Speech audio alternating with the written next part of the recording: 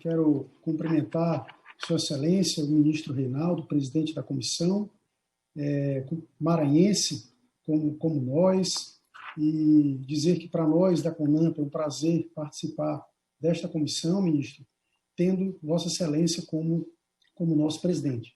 Quero cumprimentar também o relator, o desembargador federal Ney Belo, que também é do nosso querido Maranhão, que está exercendo um relevante trabalho de relator desta importante comissão de juristas. E, em nome de Vossas Excelências, cumprimentar todos os demais integrantes da comissão. Quero cumprimentar o Parlamento Brasileiro, na pessoa da deputada federal Margarete Coelho, cumprimentar os colegas do Ministério Público, advogados, juristas, magistrados aqui presentes, doutor Nino Touro, que agora há pouco nos antecedeu na sua fala, muito elucidativa. Bom, eu queria inicialmente situar que a CONAMP é uma entidade de classe de âmbito nacional, representativa de mais de 16 mil membros do Ministério Público Brasileiro, e que tem, dentre as suas finalidades, lutar pela manutenção, pelo fortalecimento do Estado Democrático de Direito e também pelo fortalecimento dessa importante instituição da República, que é o Ministério Público. O Ministério Público que é um patrimônio imaterial da nossa sociedade.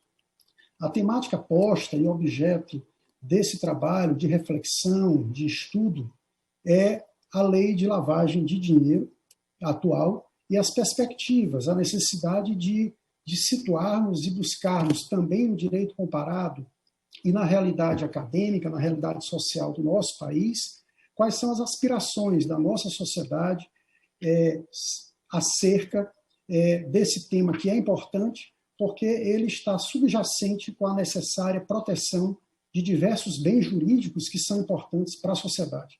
A sociedade, principalmente após a Constituição de 88, ela tem se manifestado de forma eloquente, nos 4 cantos desse país, da necessidade de nós, cidadãos, e de nós, operadores do direito, de nós, integrantes do sistema de justiça criminal, trabalharmos efetivamente para combater a corrupção, combater a criminalidade, porque só assim a República Federativa do Brasil cumprirá e alcançará os ideais de sociedade livre, justa e solidária.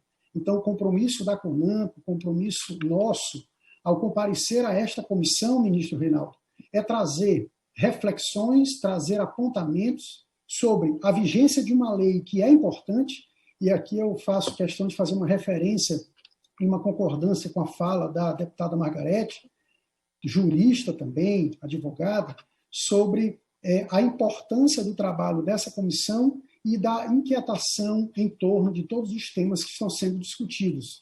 É porque nós temos, nessa discussão, ministro Reinaldo, vários temas importantes para a sociedade, que vão desde o efetivo combate à corrupção, a preocupação da relação internacional, numa economia globalizada, de como o Brasil continuará sendo visto no cenário internacional, nas relações comerciais que tanto precisamos ter para propiciar um desenvolvimento econômico, desenvolvimento social, a geração de emprego e renda para o nosso povo, para a nossa gente. E na concepção de que a lei de lavagem de dinheiro ela tem esse objetivo maior, que é tutelar, que é proteger a ordem econômica e social, esse olhar internacional ele se volta para o Brasil, uma potência, um país em ascensão, em crescimento, que, assim como os demais países, sofreu e está sofrendo os efeitos da pandemia da Covid-19, que, além de levar inúmeras vidas dos nossos cidadãos e cidadãs brasileiros, ministro Reinaldo, propiciou a retirada de emprego, da renda, levando muitas pessoas a um estado de miséria maior. Então, por isso, a importância de todos nós aqui reunidos para discutir, para amadurecer e para fixarmos, inclusive vamos trazer no próximo tópico, fixarmos premissas que nós entendemos na CONAMP e que nós tivemos a oportunidade de dialogar com diversos colegas do Ministério Público Brasileiro sobre a preocupação de não termos, nesse trabalho de estudo aqui e nem na atividade do Congresso Nacional, retrocessos. Nós sabemos que a lei de lavagem de capitais ela é uma lei que aniversariou recentemente pela 22ª vez, ministro Reinaldo.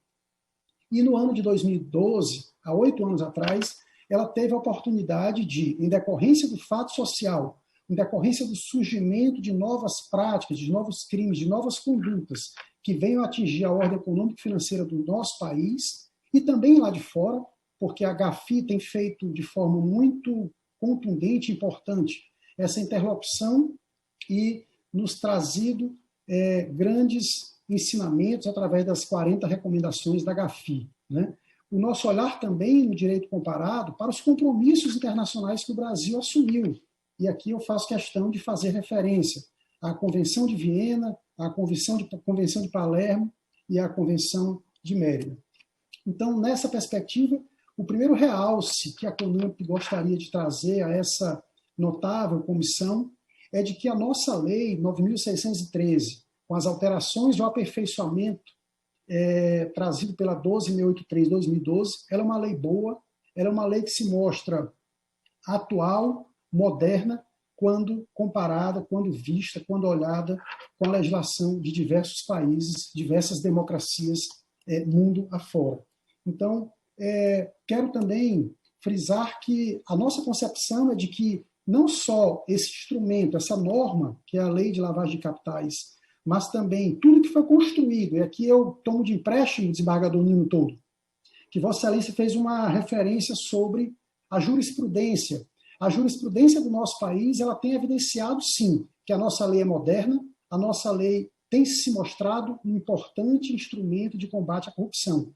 Corrupção essa que, volto a repetir, tem sido objeto de manifestação diária da sociedade como uma das primeiras pautas de reivindicação do trabalho nosso, de todos os integrantes do sistema de justiça criminal. Ministério Público, magistratura, advocacia pública, advocacia privada, as polícias judiciárias, né? Enfim, então a sociedade tem, de forma muito contundente, trazido essa concepção. Então, nós queremos, com isso, fixar a segunda premissa, é de que tanto o texto normativo da lei, quanto toda essa construção que vem sendo feita ao longo de sua aplicação, com a contribuição de todos nós, operadores do direito, produzido uma jurisprudência consentânea com os ideais da preservação dos direitos fundamentais, do devido processo legal, do contraditório. Quando se fala, por exemplo, em penas, em possível desproporcionalidade ou falta de razoabilidade, a jurisprudência dos tribunais superiores tem assentado que as penas previstas para o crime de lavagem de dinheiro são penas razoáveis, são penas proporcionais e que guardam a devida sintonia com a relevância, com a importância do bem jurídico tutelado e com a gravidade das infrações decorrentes da lavagem de dinheiro.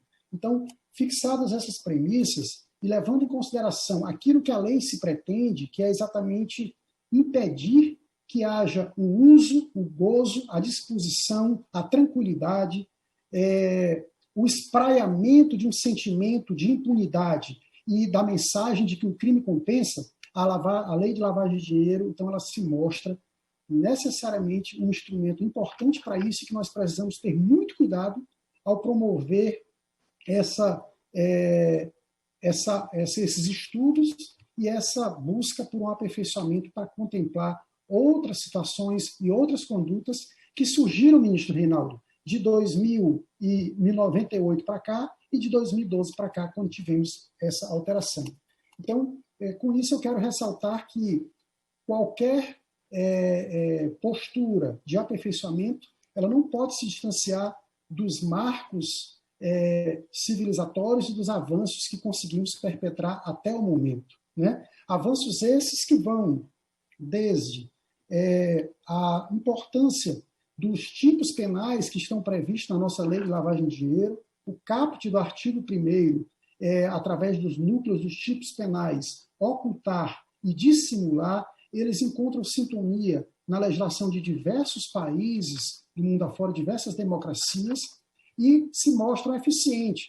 Nós tivemos a oportunidade, e o senhor trabalha no âmbito criminal, ministro Reinaldo, já tive a oportunidade de ler inúmeros acordos lavrados por Vossa Excelência, se nós formos verificar, o apanhado que nós temos é que a maioria das condenações realizadas por lavagem de dinheiro estão inseridas no núcleo do tipo ocultar. Então, o núcleo do tipo ocultar e dissimular, eles são importantes para a manutenção da rigidez e da segurança jurídica nesse trabalho nosso. Quando eu digo nosso, é de todos nós, integrantes do sistema de justiça. É garantir essa segurança jurídica e garantir a eficácia da atuação das instituições do sistema de justiça criminal do Brasil, né? Uma outra perspectiva que foi um avanço que qualquer estudo não pode se dissociar desses avanços, né? Daquilo que conquistamos e daquilo que melhoramos e aperfeiçoamento. Diz respeito à verificação do crime antecedente, quando evoluímos em 2012 da segunda geração para a terceira geração, né? Nós tínhamos até então, principalmente sobre a inspiração da Convenção de Viena, a disposição em alguns países para a criminalização de lavagem de dinheiro, somente os crimes antecedentes, somente como antecedente o tráfico de drogas, né? O tráfico de substâncias entorpecentes. Posteriormente, nós tivemos um avanço em alguns países, até que o trabalho do GAFI, o trabalho do Congresso Nacional, estudos, verificação, comparações com as normativas de outros países, nós conseguimos aprovar a Lei 9.613 com essa perspectiva da fixação do rol taxativo de alguns crimes. Mas o parlamento brasileiro, a comunidade internacional, as democracias do mundo entenderam que não era o bastante, que não era o necessário, que nós precisávamos avançar. Por quê? Porque a criminalidade ela se reinventa diariamente. E isso ocasionou, impulsionou as discussões, os estudos que chegaram à Casa do Povo, ao Congresso Nacional, uma ocasião que foi aprovada, ministro Reinaldo, a Lei 12.683, de 2012, ampliando e mudando o vetor de segunda geração para a terceira geração e, desta feita, fazendo a inclusão das infrações penais, né? A despeito da defesa, né, e da contraposição de argumentos de que a pena das contravenções penais ela é uma pena pequena e, muitas das vezes, as penas correlatas ou a penalidade que pode ser aplicada na lavagem de dinheiro, ela está fixada ali no parâmetro de 3 a 10 anos, mas nós temos a compreensão de que existe uma potencialidade, um dano muito grande, também em algumas contravenções, como os jogos de azar, a utilização de máquinas caça-níquel, né? Então, toda essa parte é de relevância e a nossa compreensão é de que também foi um avanço essa mudança no vetor de segunda para terceira geração, né? Uma outra perspectiva, e aqui nós precisamos analisar o objeto jurídico, a gravidade da conduta, os efeitos para a população brasileira, porque os crimes de lavagem, muitas das vezes, ou na maioria das vezes, não se identifica de forma direta uma vítima, como é, por exemplo, um crime de homicídio, como é, por exemplo, um crime de furto de A contra B. Mas os crimes de lavagem de dinheiro, eles efetivamente têm essa finalidade de potencializar e propiciar esse estado de bem-estar, essa mensagem de que o crime compensa para aqueles que praticam crimes para essas vítimas indeterminadas. E aqui eu faço questão de enumerar o próprio tráfico de drogas, né? Os crimes, por exemplo, contra a administração pública, os crimes de colarinho branco. Então, daí a importância da manutenção desse cenário de quantitativo de penas de 3 a 10 anos, enquanto preceito secundário da lei de lavagem de dinheiro. Inclusive, eu queria fazer referência que em vários países, e eu faço questão aqui de citar para a sociedade que está nos ouvindo e para os ilustres integrantes da Comissão de Juristas, que o quantitativo de pena hoje trabalhado, previsto enquanto preceito secundário, lá do artigo 1º da lei de lavagem, ele não tem disparidade, ele não tem excessivo quantitativo que nos permita trabalhar a perspectiva de que é desarrazoado ou que é desproporcional. Por quê? Faço questão de ilustrar. A Austrália, a pena para o crime de lavagem de dinheiro é a pena máxima de 20 anos. Canadá, 10 anos. Estados Unidos, pena máxima 20 anos. México, 5 a 15 anos. França, máximo de 10 anos. Portugal, 4 a 10 anos. Vejam que em Portugal, a pena mínima de Portugal e a pena máxima são maiores do que a nossa aqui do Brasil, que é 3 a 10 anos. Né? Itália, 4 a 12 anos. Reino Unido, pena máxima 14 anos. Colômbia, aqui na nossa América do Sul, 6 a 15 anos. Tanto a pena mínima quanto a máxima são maiores do que as compreendidas enquanto preceito secundário da nossa lei em vigor.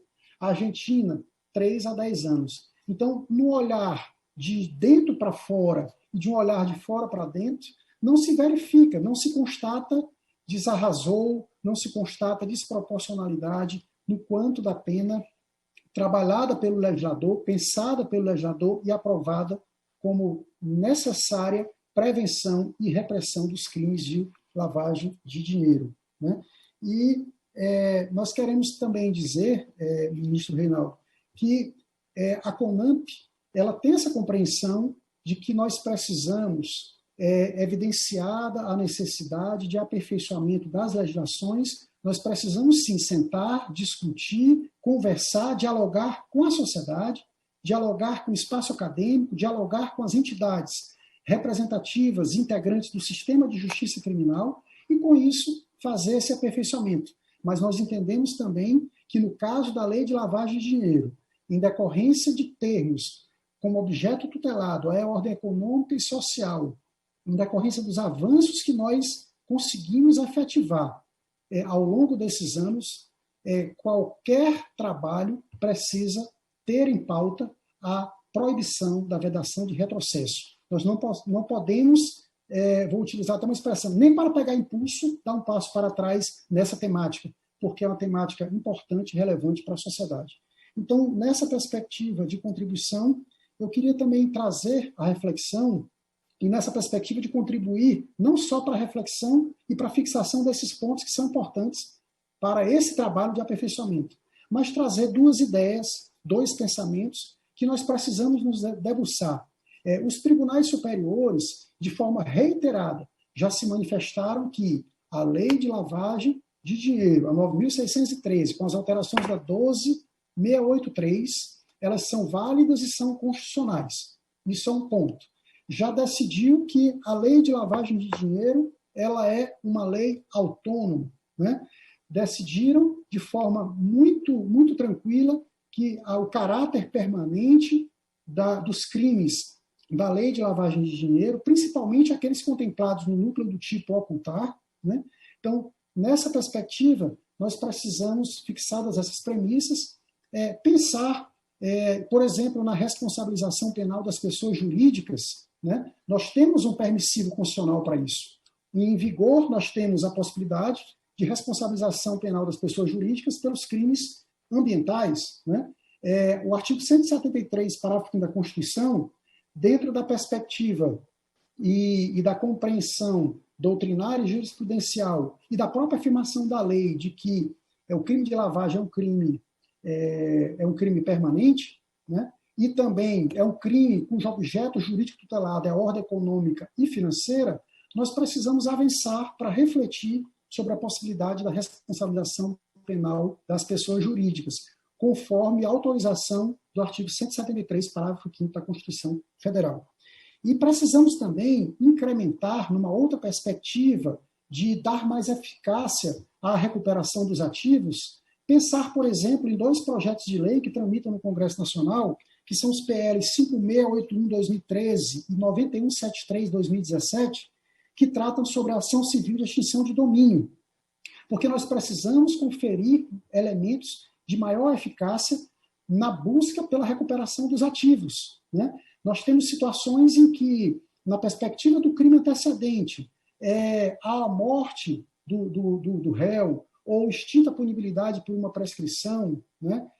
Ou se tem dificuldade de identificação do autor, e aqui nós queremos reiterar que é muito importante essa perspectiva de que nós não devemos mudar a gradação e o rigor da compreensão do crime antecedente para que o crime de lavagem de dinheiro tenha segmento, para que o processamento do crime de lavagem de dinheiro seja apreciado, observando o contraditório e a ampla defesa, seja apreciado pelo Poder Judiciário, aplicando a lei ao caso concreto, né?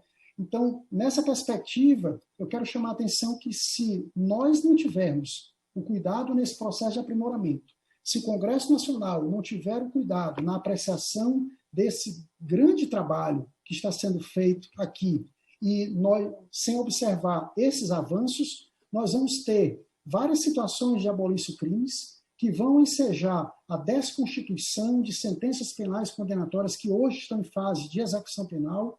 Nós vamos sufragar um sentimento de impunidade, um sentimento de que o crime compensa no Brasil. Nós vamos dar a mensagem para fora de que o Brasil está retrocedendo na adoção e no cumprimento dos compromissos internacionais de combater a criminalidade e nos afastarmos cada vez mais de qualquer tendência ou possibilidade de compreensão de que o Brasil é um paraíso fiscal. Então, com essas digressões, eu quero mais uma vez reiterar o compromisso da CONAMP com o Estado Democrático de Direito, com o Ministério Público Brasileiro, com as garantias do Ministério Público e com o compromisso de construir uma sociedade mais livre, justa e igualitária. Quero ressaltar e parabenizar todos os integrantes da Comissão de Juristas, todos os representantes de entidades de classe que fizeram uso da palavra e que trouxeram pontos de luz nessa caminhada para que possamos trabalhar de forma a contemplar um ideal de aperfeiçoamento, mas que, sobretudo, não nos permita retroceder jamais na luta para combater a corrupção e na luta pela garantia de uma sociedade mais livre, justa e solidária.